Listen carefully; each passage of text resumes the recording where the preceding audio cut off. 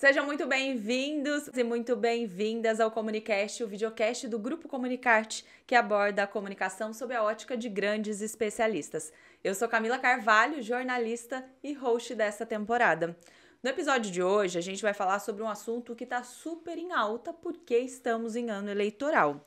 E para me ajudar a falar sobre estratégias políticas em um ano que é justamente propício para isso, a gente trouxe um consultor político. Obrigada por ter vindo, Marcelo Pimentel. Eu que agradeço. Agradeço a você, ao Marcelo, a Michele, a toda a equipe da Comunicarte. Marcelo, assim que você chegou, eu brinquei com você e te perguntei como eu posso te apresentar, porque o seu currículo, gigante, gigante. Quantos anos de experiência você tem em marketing político? Desde 1988, né? Parece aquela propaganda daquelas empresas do século passado, né? Não, Sai-se não parece não parece não. Trazendo para o nosso contexto de ano eleitoral, né? A gente pode dizer que estamos numa fase pré-campanha? Exatamente, né? A própria legislação eleitoral determina dessa maneira. Então, até o dia 15 de agosto, nós temos o período de pré-campanha. Dia 16 começa a campanha eleitoral oficialmente no Brasil, as eleições municipais nos 5.570 municípios, né? E vou aproveitar a sua expertise, então, se estamos numa fase pré-campanha, o que os candidatos podem fazer nessa fase? É curioso a gente avaliar, muitos candidatos dizem o seguinte, né? Eu tenho uma bala de prata para a eleição. Durante muito tempo você tinha uma grande sacada que você usava na reta final da campanha, no meio da campanha, e aquilo mudava completamente a campanha. Hoje, com as redes sociais, a gente não tem mais a bala de prata, a gente tem a construção de uma imagem de maneira permanente. E a pré-campanha ajuda na construção dessa imagem para quando você chegar na campanha, você estar de uma maneira mais consolidada. A gente chegou a uma conclusão de que não se ganha mais eleição na campanha. A pré-campanha ela é muito importante para criar um posicionamento, um referencial para o eleitor que vai se consolidar ou não durante a campanha eleitoral.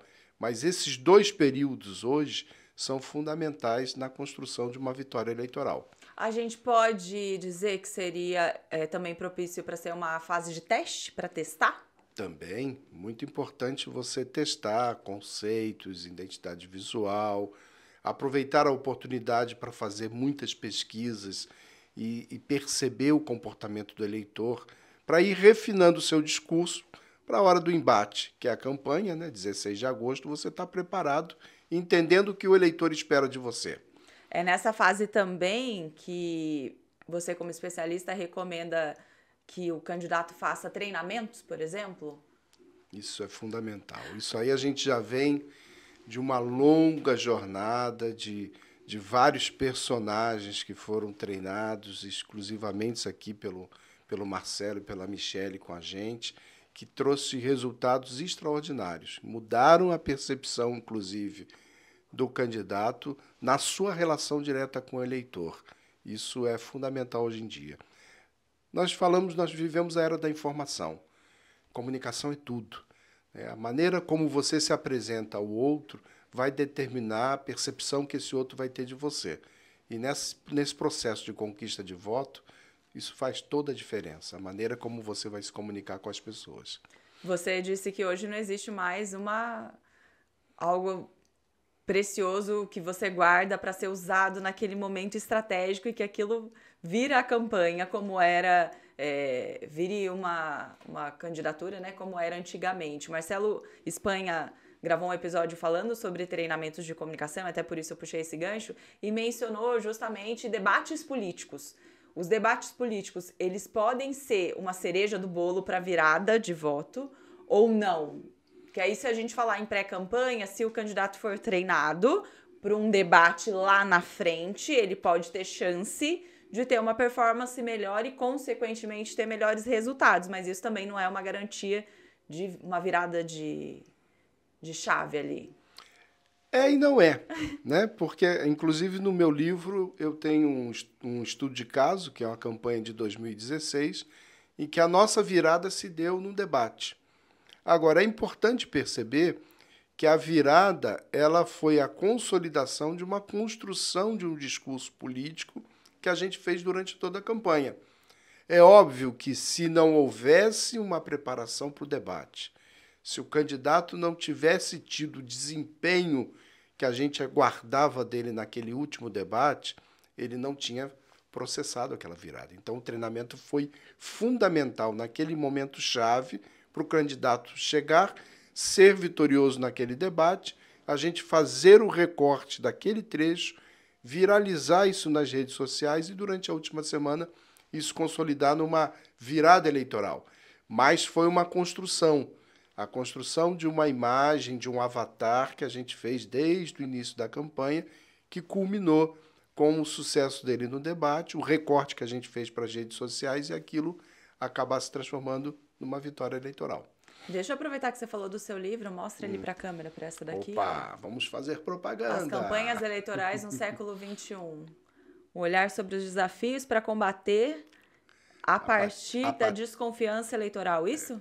Exatamente, isso é minha tese de doutorado na Universidade de Lisboa. Defendi essa tese em 2018, o livro saiu em 22. Esse livro ele vai tratar de um assunto muito importante que foi base de reflexão durante muito tempo. A gente, quando trabalha com marketing político, a gente precisa entender o conceito do marketing, né? O marketing, ele, de maneira muito resumida, né? Ele é um processo que desenvolve produtos e serviços baseado na necessidade das pessoas para gerar satisfação. Levando em conta isso, eu fiquei observando que as campanhas eleitorais elas é um jogo de pode tudo. Uhum. E que se promete coisas absurdas. Por exemplo, se prometeu na década de 90 o fura-fila em São Paulo, que seria uma solução para o transporte, que nunca existiu. Sim. Aquilo era um fake news da época. E isso gera, no dia seguinte após a eleição, uma frustração do eleitor. Então, como processo de marketing, é um marketing negativo. Sim. Esse marketing ele acaba gerando um questionamento do eleitorado e vai solapando cada eleição o princípio da democracia. Então, a democracia é colocada em xeque, porque eu voto em cima de uma expectativa, sou frustrado logo em seguida, vem outra eleição, eu voto em cima de uma expectativa, também sou frustrado. Então, eu abordo nesse livro conceitos sobre democracia, vou fundo no processo de marketing, tentando trazer a responsabilização dos profissionais do marketing com aquilo que de fato você pode prometer numa campanha eleitoral.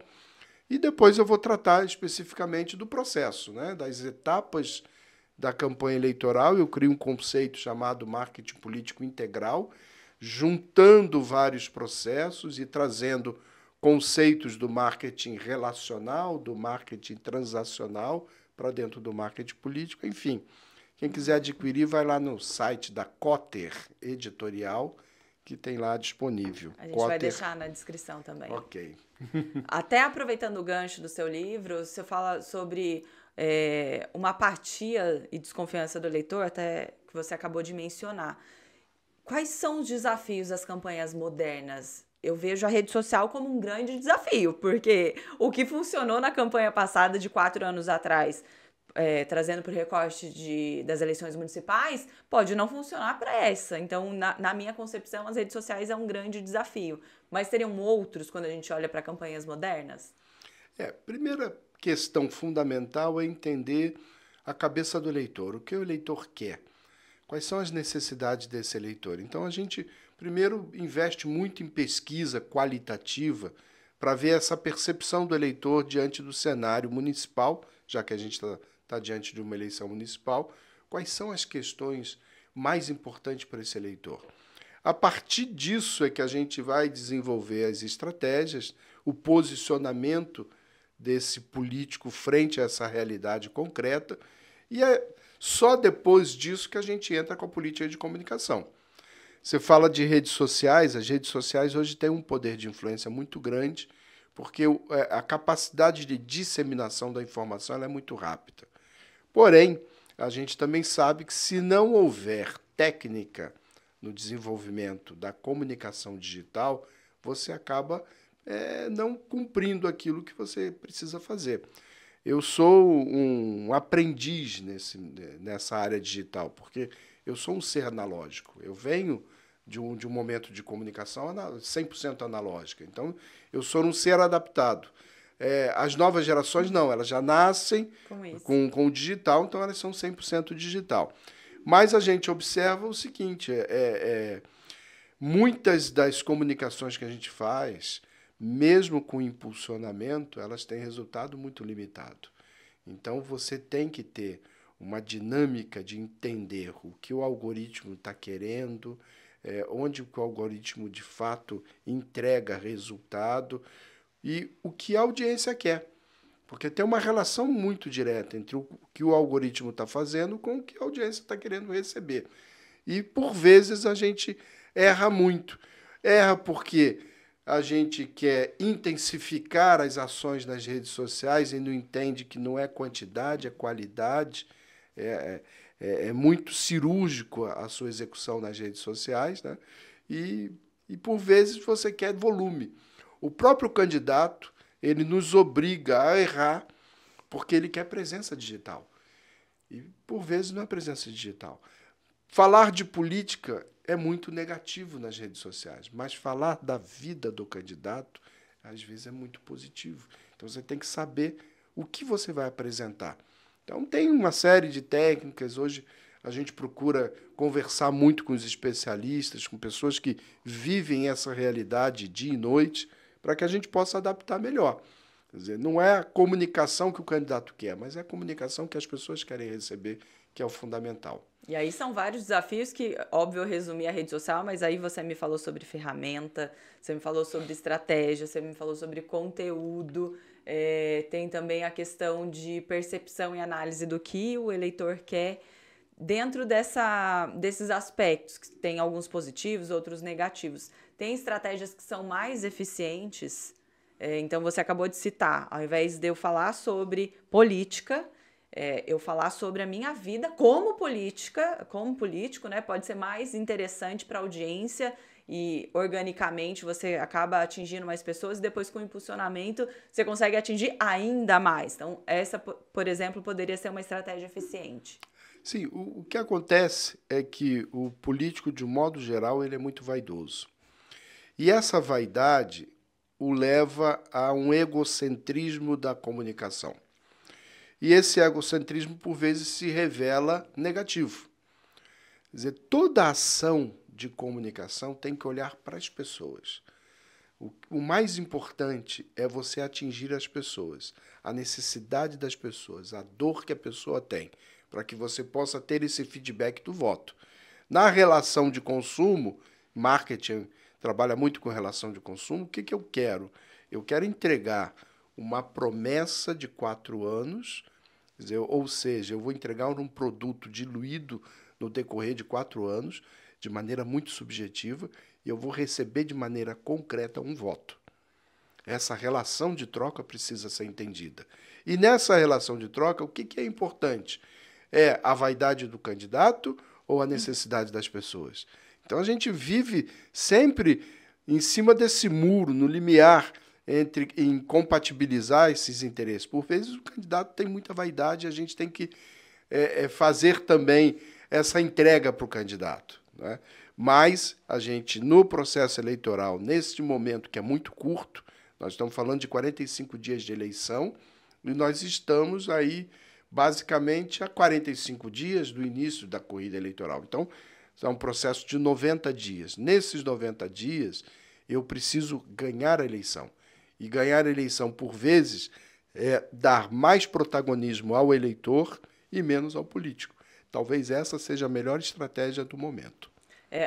O que você falou é interessante, você falou sobre ego, você falou sobre essa vaidade que o político tem normalmente, e não é só coisa de político, né? Coisa do ser humano, tem um pouquinho de ser humano aí, que é o olhar para o próprio umbigo.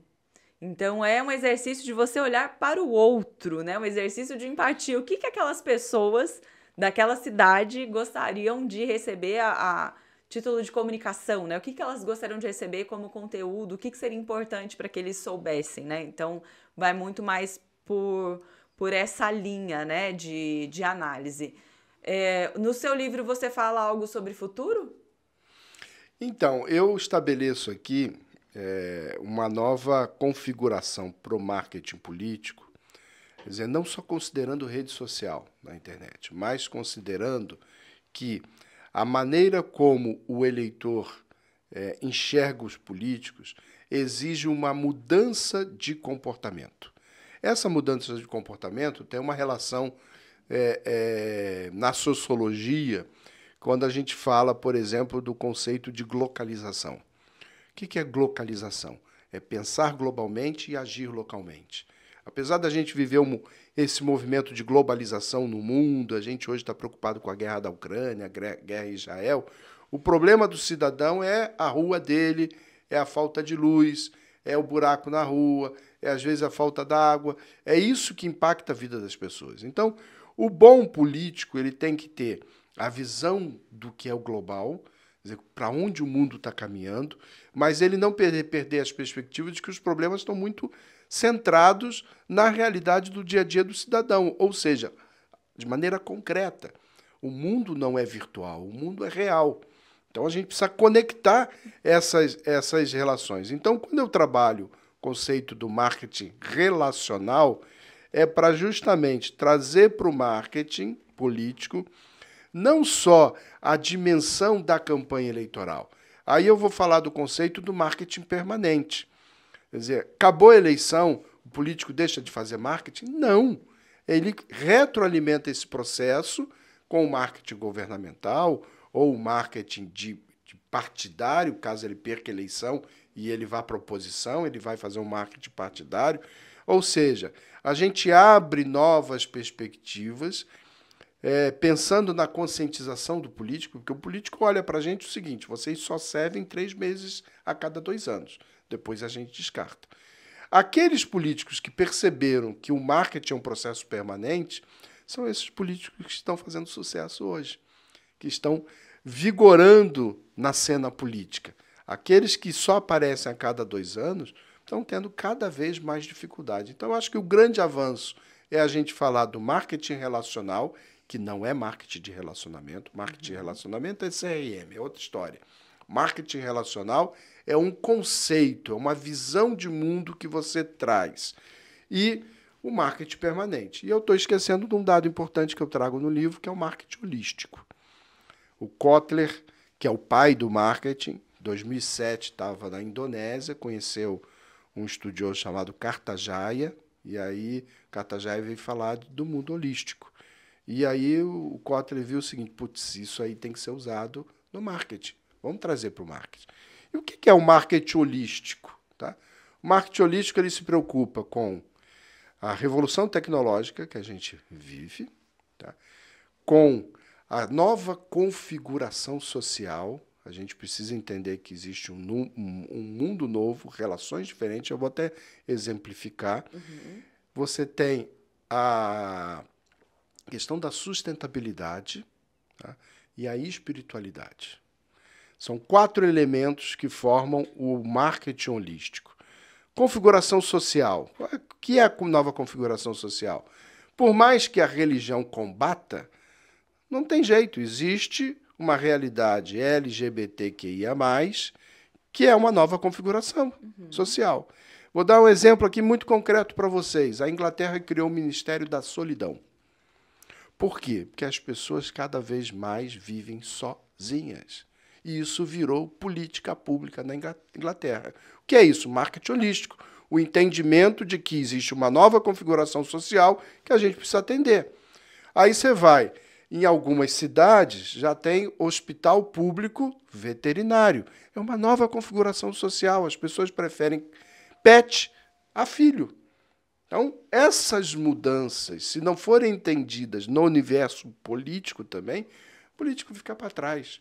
Então, a gente procura trazer esses elementos novos do marketing para dentro do marketing político. Eu achei super interessante. Tô aqui assim, ó. Fala mais, fala mais, fala mais. Ai, Marcelo, você, falando de marketing político, enfim, me deu um estalo e eu joguei no Google. E eu tenho algumas questões aqui interessantes que podem ser abordadas e a gente acaba pegando a onda aqui do que as pessoas pesquisam no Google sobre. Aqui uma das perguntas é: quanto custa uma campanha para vereador? Vixe, Aí custa... pode ser vereador barra prefeito, enfim, o que você... Uma campanha custa aquilo que a pessoa tem. Vou deixar muito claro aqui. Eu conheci um camarada que foi o mais votado numa eleição sem um centavo no bolso. Sem mísera. Não tinha absolutamente nada. E ele andava na rua cumprimentando as pessoas assim: ô meu eleitor! Ô meu eleitor! Ele nem conhecia: ô meu eleitor, ô meu eleitor. Aquilo viralizou de uma tal forma, quer dizer, pegou tanto, que as pessoas queriam saber quem era ele. E ele acabou sendo mais votado naquela eleição. Se elegeu até presidente da Câmara. Tá?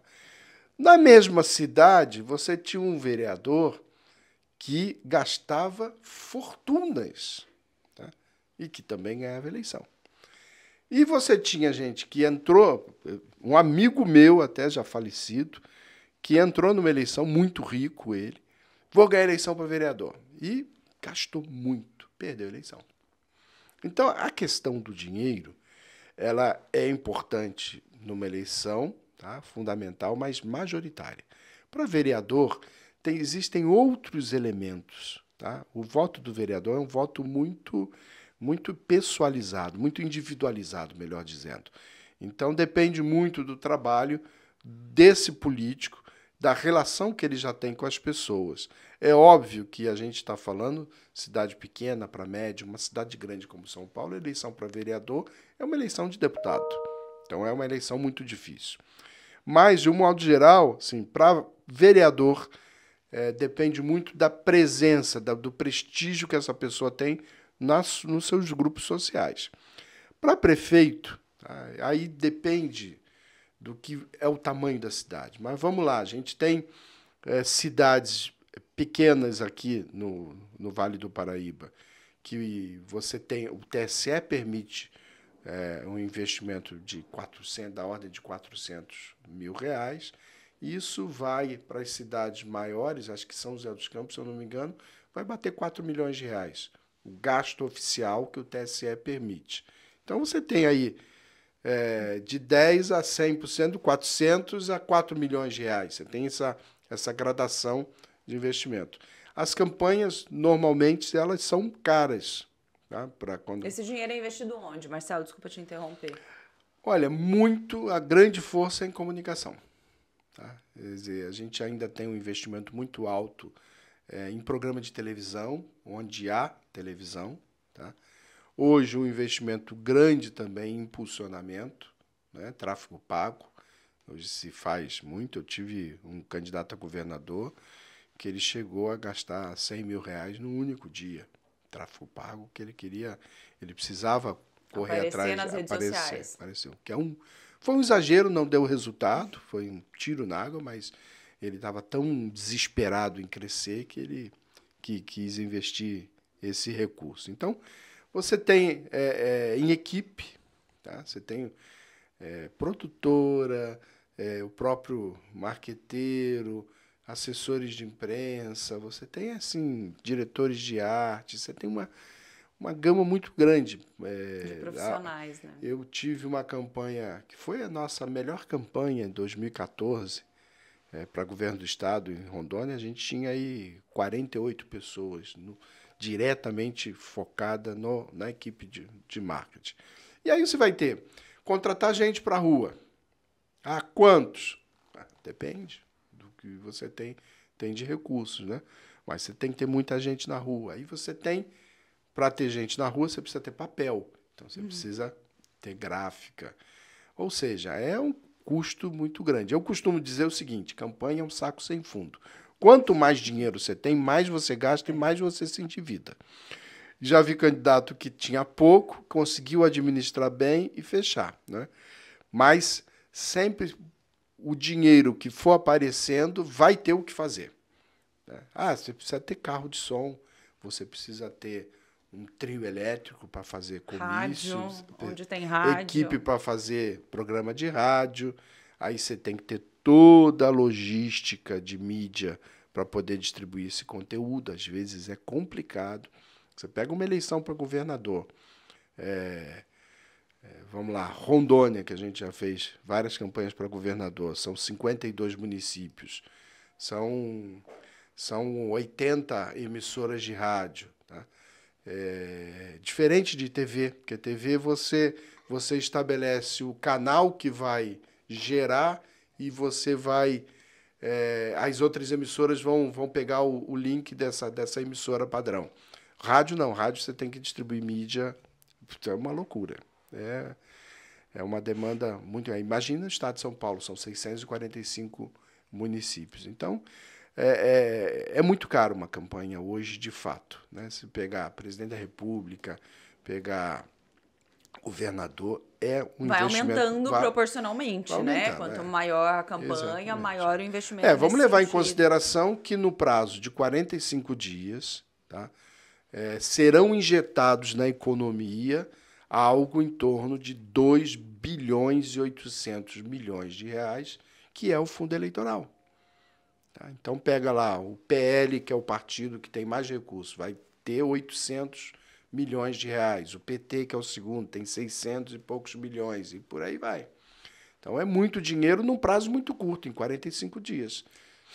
Quando a gente fala em campanhas presidenciáveis, de governadores, a gente está falando de quantias grandes e das cidades, como você citou, São José dos Campos, que é um fundo eleitoral bastante significativo para a região aqui que a gente tem no Vale.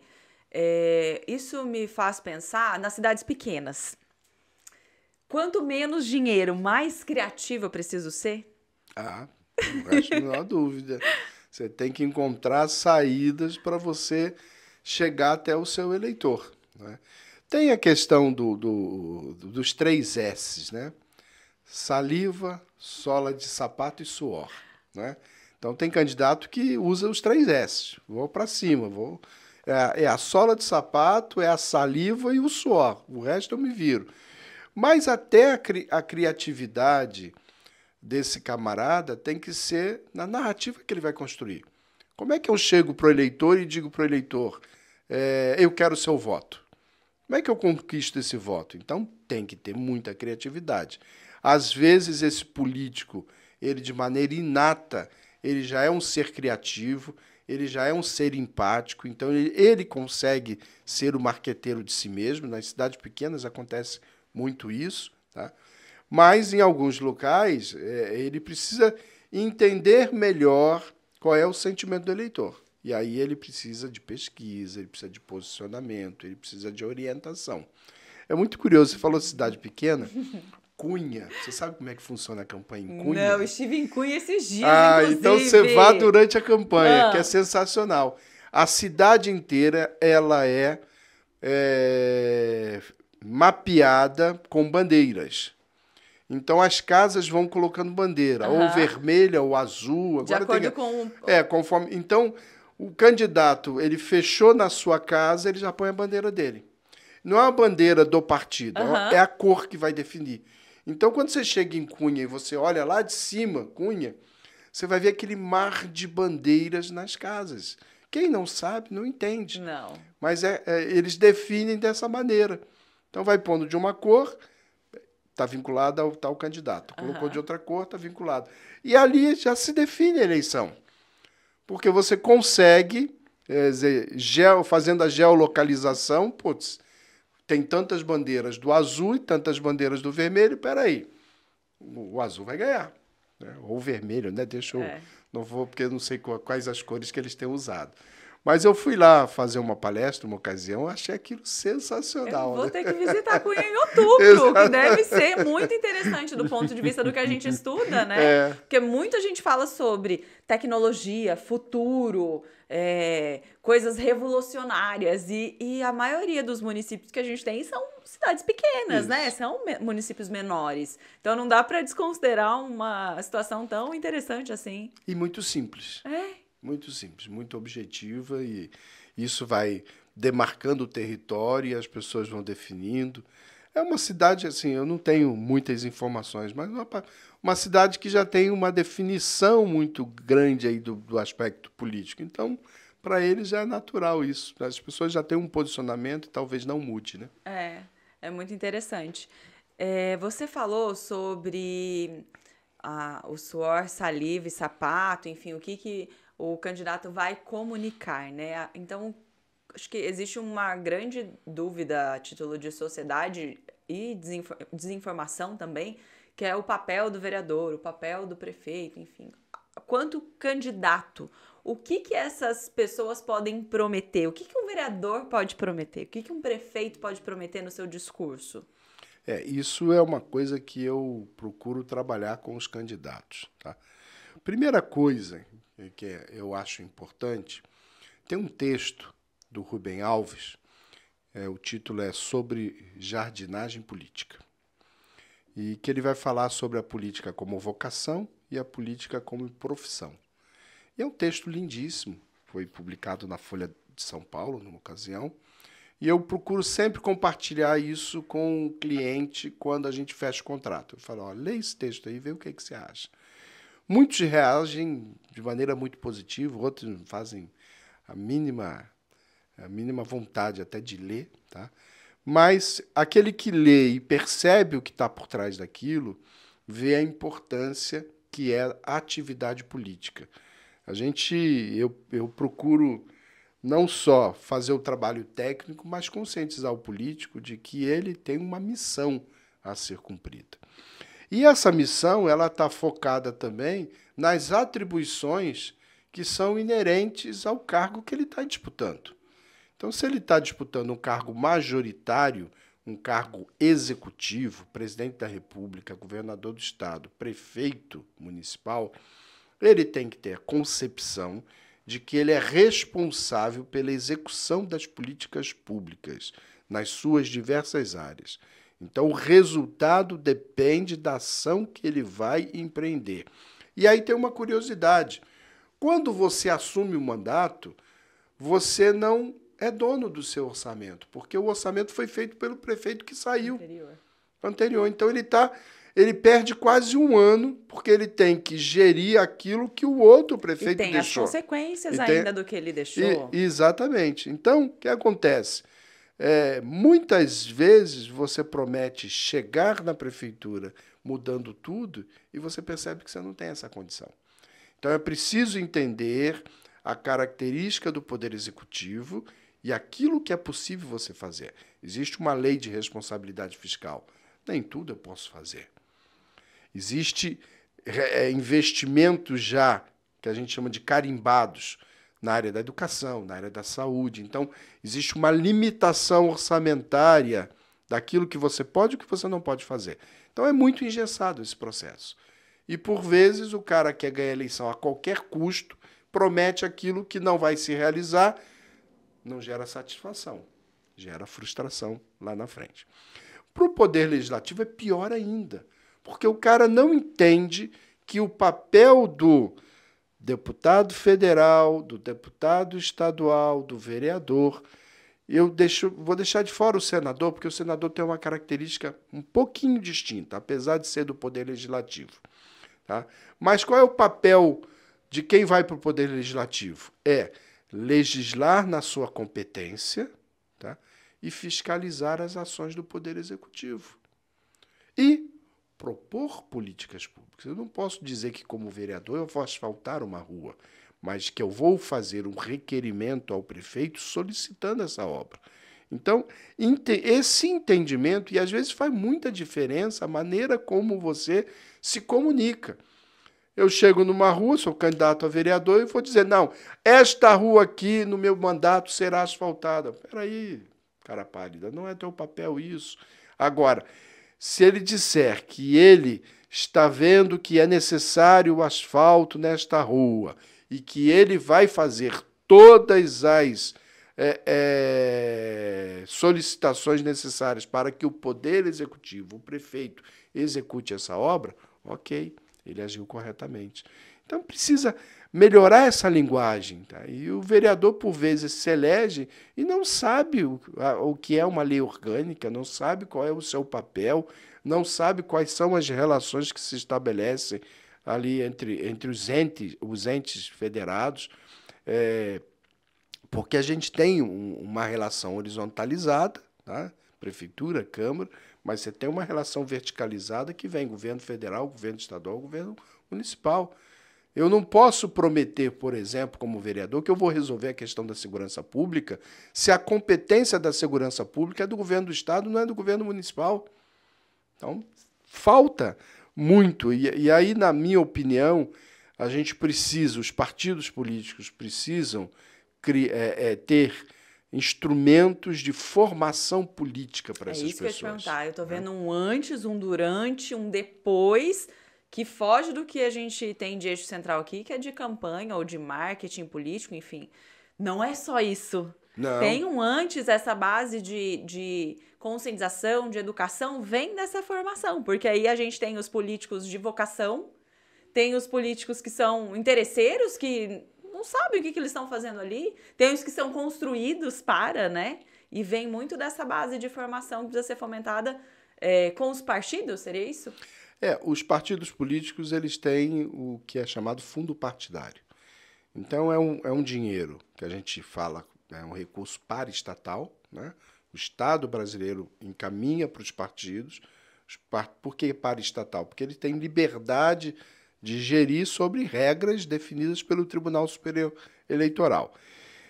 Entre uma dessas regras é que os partidos tenham institutos, escolas de formação para os seus políticos. Então, parte desse recurso do fundo partidário deve ou deveria estar sendo aplicado nessa formação. Como tem, por exemplo, recurso específico para o engajamento das mulheres na política. Então, isso os partidos políticos deveriam ter maior preocupação. Isso retroalimenta todo esse processo de marketing. Então, por exemplo, é importante na formação dos militantes políticos dos partidos você ter treinamento na área de comunicação? Claro que sim. Você pega essa militância e forma eles melhor para se comunicar melhor com as pessoas, você vai ter uma militância melhor qualificada. Você tem cursos de formação política, de formação em gestão pública, você vai formar uma melhor militância. Mas os partidos, infelizmente, a janela de algum tipo de trabalho nesse sentido sempre está focada nos 2 anos da eleição, né? Então, a cada 2 anos de eleição. Então, é difícil a gente avançar nessa direção, mas a gente vai tentando. Não podemos desistir, né? E por falar nesse viés que você trouxe a título de exemplo sobre as mulheres, né? Os partidos têm ali que cumprir com uma porcentagem de candidaturas de mulheres, enfim. Como funciona a questão da diversidade quando o assunto é política? Então, aí depende muito, né, da característica do partido. Os partidos mais conservadores têm uma visão, os partidos mais progressistas têm outra visão, e até as pessoas vão se filiando a esses partidos também em função desses espaços que eles vão encontrando. É muito curioso que a Espanha, por exemplo, ela definiu que o parlamento tem que ser metade homem e metade mulher. Acabou. Então, a eleição é feita, não importa quem tenha mais voto, mas você vai ter 50% de mulheres, 50% de homens. Então, é uma definição histórica tomada lá pela política espanhola. Aí você vai pegando outros países, aqui a gente tem, agora eu não lembro se é 15% ou 30% que tem que ter de mulheres candidatas, mas o fato dela ser candidata não dá a prerrogativa dela ter a vaga garantida. Tá? É mais ou menos como a gente fala das cotas raciais para a universidade. As cotas raciais para a universidade garantem um mínimo. No caso do Brasil, no caso das mulheres, você não garante um mínimo de eleitas. Você garante a possibilidade de um mínimo delas se candidatarem. Então, é preciso avançar nesse processo. E aí todos os outros segmentos, né? Porque quando a gente fala aí voltando, eu acabei não falando do Senado, né? A gente tem no Parlamento Federal, a gente tem duas casas legislativas, né? É um sistema bicameral. Senado, né? Câmara Alta, e a Câmara dos Deputados, a Câmara Baixa. A Câmara dos Deputados é a Câmara do Povo. Lá tem que se encontrar todos os segmentos da sociedade brasileira. Então, tem bancada evangélica, tem bancada ruralista, tem bancada sindicalista, tem bancada do futebol, da bola, tem bancada de tudo. Tá? Por quê? Porque é essa diversidade do povo brasileiro que tem que se encontrar na Câmara dos Deputados. O Senado Federal são 3 senadores por unidade da federação. É uma eleição majoritária. Os senadores, eles estão lá para representar os interesses do seu Estado. Enquanto o deputado está ali para defender o interesse do cidadão, o senador está para defender o interesse do Estado. Então você percebe que essa organização política é uma organização muito interessante, porque ela dá competências diferenciadas. Tá? Quando a gente vê aquelas confusões na Câmara dos Deputados, outro dia eu estava na Câmara, tinha lá um monte de índio, e os caras com arco e flecha apontando lá para os seguranças que não queriam deixar, uma confusão danada. Aí eu fui lá tirar foto, abraçar índio, que eu queria ficar perto deles, né? Mas estava uma confusão enorme. Então, quando você vai na Câmara, e é uma coisa muito interessante, tem que ir lá. Tem que ver, porque a gente reclama muito dos deputados, fala muito mal dos deputados, é um erro que existe, né? Eles trabalham muito e eles recebem muita gente. Brasília é uma efervescência dos interesses legítimos da sociedade que vai todos os dias lá na Câmara pedir, solicitar, reivindicar, brigar. E é muito curioso. O Brasil se encontra ali. Então, é bacana ver esse movimento. Então, essa diversidade brasileira, ela está contemplada na Câmara dos Deputados. Agora, o poder econômico elege mais do que o poder popular? Não tem a menor dúvida. Então, há essa distorção, mas cabe ao eleitor perceber isso. Não adianta, as eleições são livres, as eleições elas são corretas, a urna eletrônica ela funciona de verdade, ela não tem essa fraude que se construiu aí como fake news. Então, a gente tem a representação que o eleitor escolhe. Se não contempla o interesse dele, é porque ele escolheu errado. Aí cabe o julgamento dele. Marcelo, você falou sobre a formação do candidato como político. E aí, quando você conclui esse seu raciocínio, me leva ao pensamento, e a formação do cidadão quanto eleitor? O papel do cidadão, porque muito se pensa e se fala no período eleitoral e a sociedade, de modo geral, se mostra muito ignorante do ponto de vista de conhecer e saber o que é o meu direito, o que é o meu dever, o que eu posso cobrar, né? O que eu posso pedir, o que eu posso exigir, ou o que eu tenho obrigação de cumprir, saber e fazer. Esse olhar para política, mais do ponto de vista de sociedade, de conscientização, quanto ao eleitor mesmo. Como que funciona? O que você acredita? Qual que é a sua percepção disso? Nossa, a melhor pergunta que você fez. Por quê? Porque eu estou vivendo esse dilema e já coloquei como meta, após a eleição, começar a discutir isso com as pessoas. Sim, tá? É tão necessário. A gente viveu aí um momento gravíssimo de questionamento da democracia. Tá? Isso não é um movimento só no Brasil, o mundo inteiro está vivendo essa crise. Do fascismo, desse ultraconservadorismo que está... Descredibilizar. E aí vai descredibilizando as instituições para você ter um processo de dominação e um processo de dominação autocrático, não democrático. E a democracia, para a gente, ela é um bem incomensurável. Por quê? Porque a possibilidade, o regime político, de um modo geral, ele é imperfeito. e ele gera muito mais frustração do que satisfação. Mas é o que nós temos. Quer dizer, a democracia, entre os imperfeitos, é o mais perfeito. Os outros são piores. Uma coisa é você, a cada 2 anos, poder renovar, tentar mudar. Outra coisa é você não ter essa possibilidade. Você tem países que você tem aí o dirigente há 50 anos, ou de maneira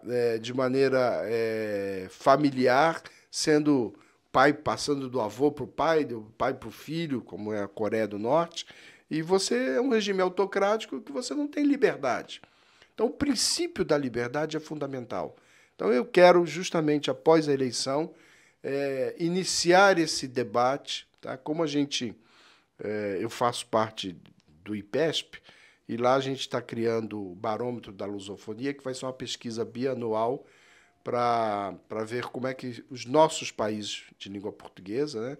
O Timor-Leste na Ásia, Moçambique, Angola, Cabo Verde, Guiné-Bissau, São Tomé e Príncipe na África, Portugal e Brasil, tá?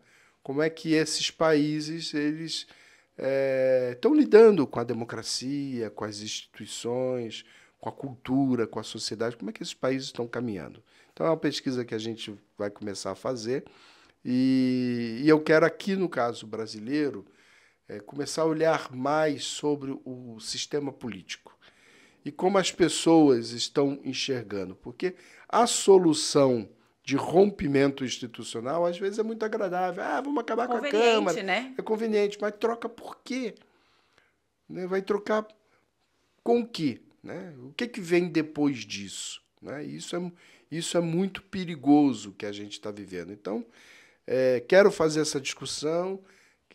Neste livro aqui eu trato muito sobre a democracia como um bem que a gente conquistou, não como sociedade brasileira, mas como humanidade, né? Possibilidade da gente sempre estar debatendo, como agora aqui.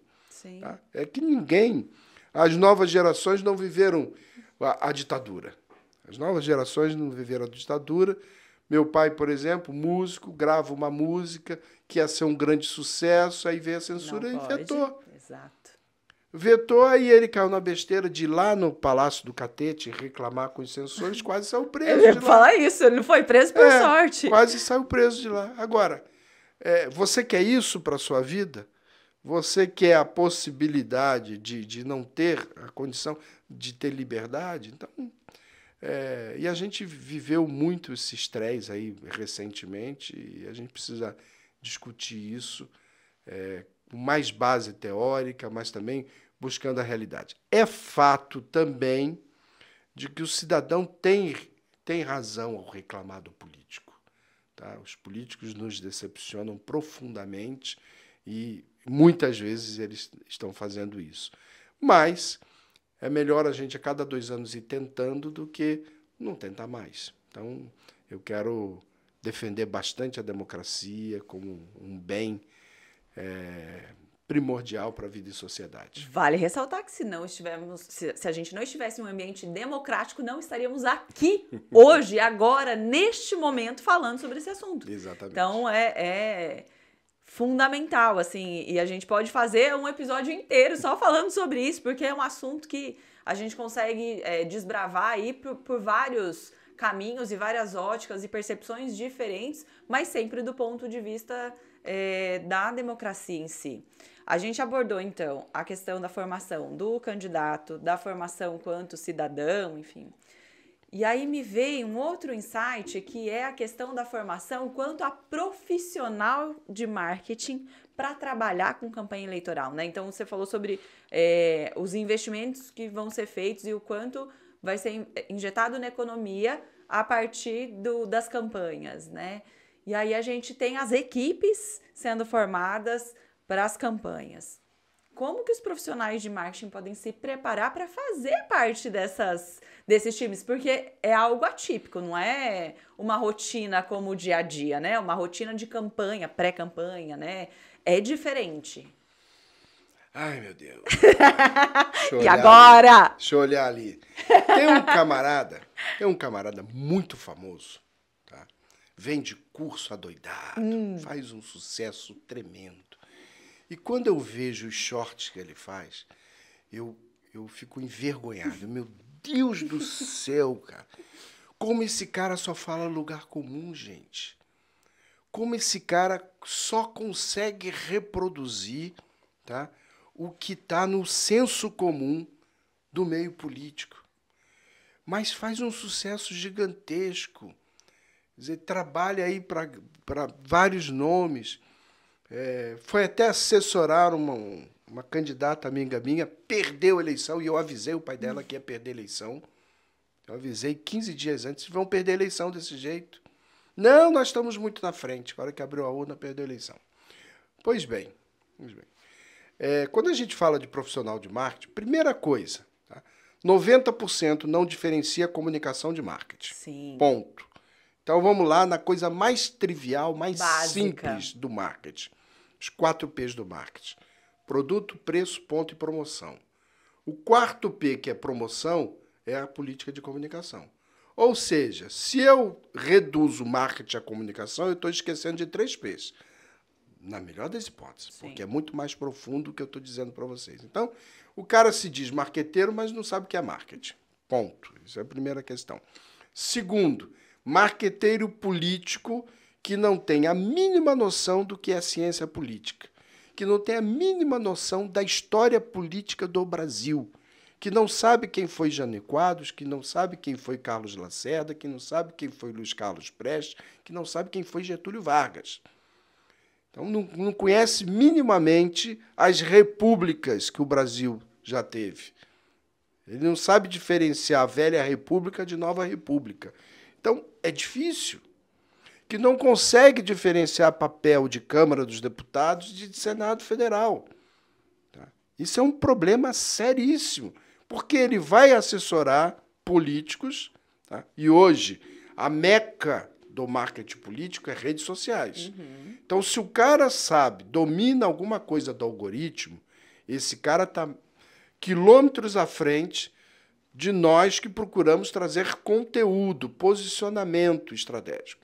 Então, hoje a gente vive esse anticlímax dos profissionais, que também é decorrência da crise que o marketing político passou com o mensalão, com as histórias todas que ocorreram aí,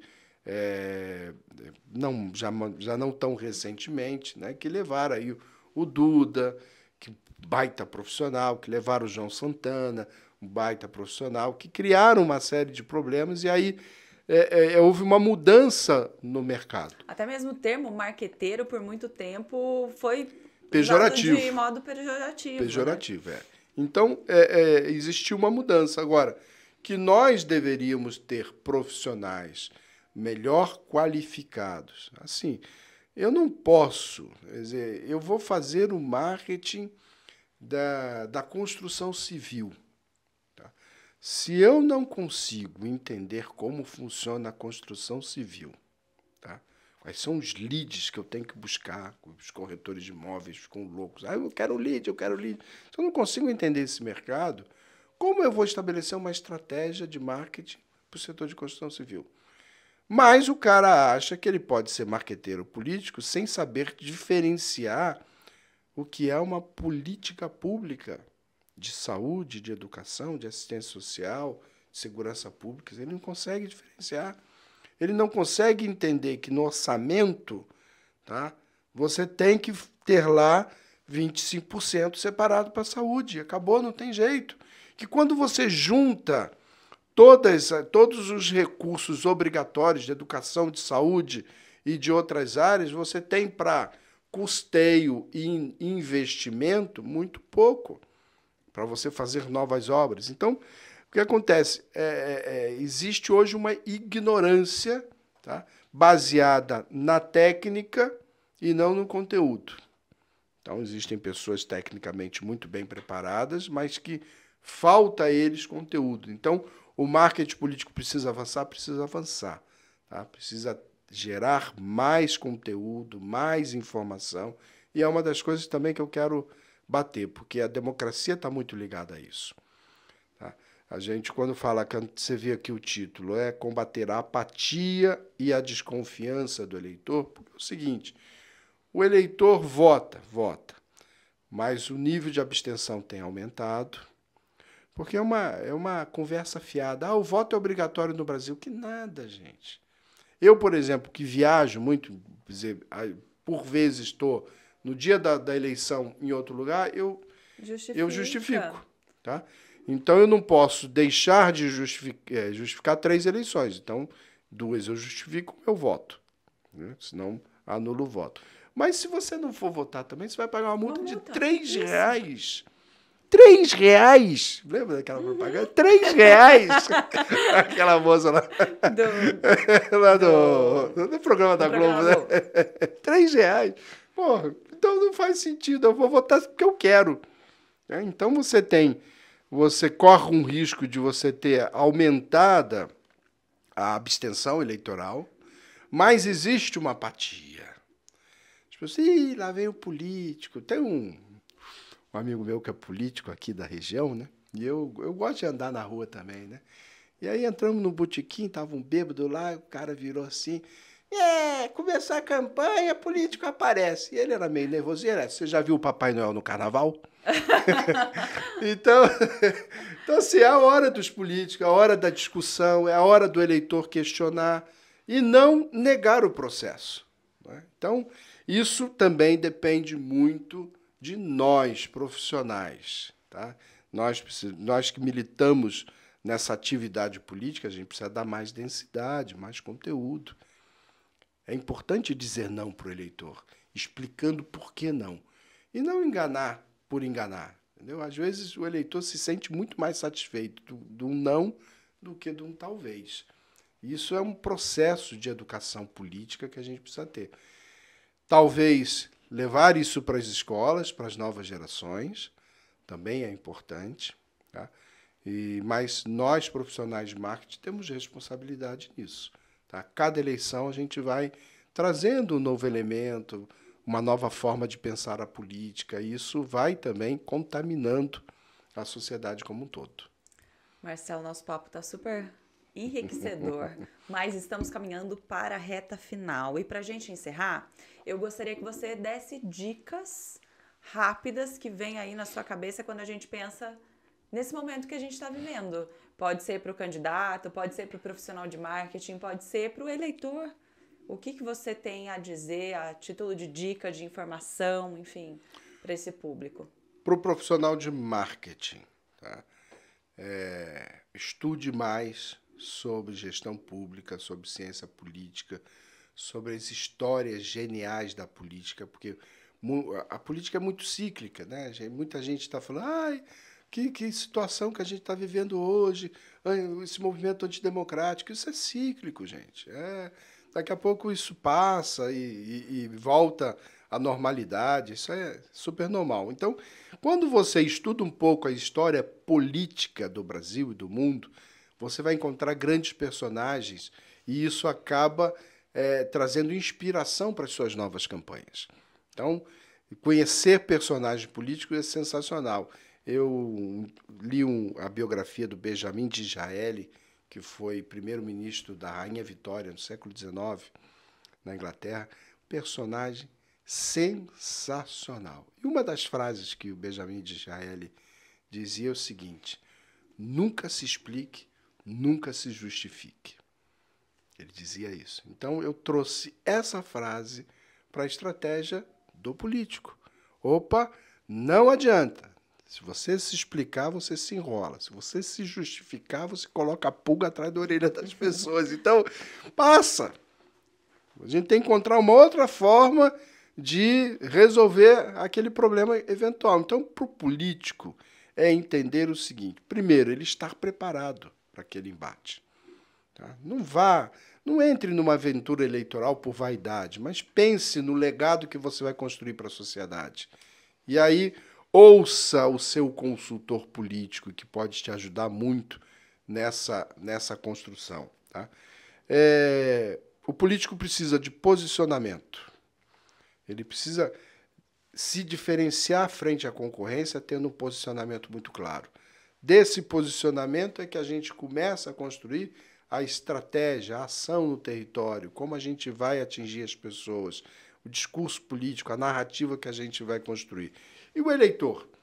O eleitor precisa ficar atento, porque tem um camarada aqui querendo convencer você. E ele vai usar de algumas estratégias de comunicação para te convencer desse processo. Então, veja se ali só existe forma ou se também tem conteúdo.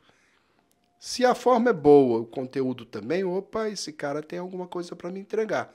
Mas se é só forma, se aquela promessa você avalia que ela é inexequível, por que eu vou me fixar nesse político? Então, são algumas diquinhas aí rápidas para a gente poder se orientar um pouquinho. Diquinhas rápidas, mas olha, Marcelo, se você aí de casa prestou atenção ali, ó, nas entrelinhas, você que é professor, deu uma aula aqui também. Obrigado. E eu acho que se quem estiver assistindo tiver essa mente de aprendizado mesmo, né? E a gente muito falou sobre formação.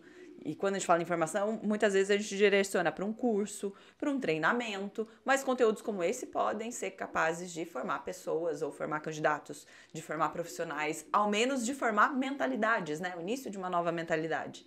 Exato. Eu acho que a gente tem muito que avançar, mas a gente também tem uma contribuição a dar, que é melhorar todo esse quadro político que a gente vive hoje, tá?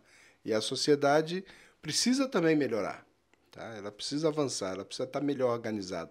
Eu sou de um tempo, esse moleque com 15 anos já fazendo campanha como cabo eleitoral, né? A gente tinha reunião do partido todo mês e a gente discutia, quebrava o pau, a gente evoluía, cara, no nosso pensamento. Hoje não existe, as pessoas não se encontram mais. As redes sociais distanciaram as pessoas, né? Quando a gente vai lá para a Grécia, você tinha as ágoras, que eram os locais onde as pessoas se encontravam para discutir os problemas da polis, da cidade. Então, eles se reuniam ali. Na Suíça ainda acontece. Você tem... Desculpa avançar um pouquinho só, mas Não, assim, fica à vontade. você tem dois institutos de democracia. Você tem a democracia representativa, que é você elege alguém para te representar.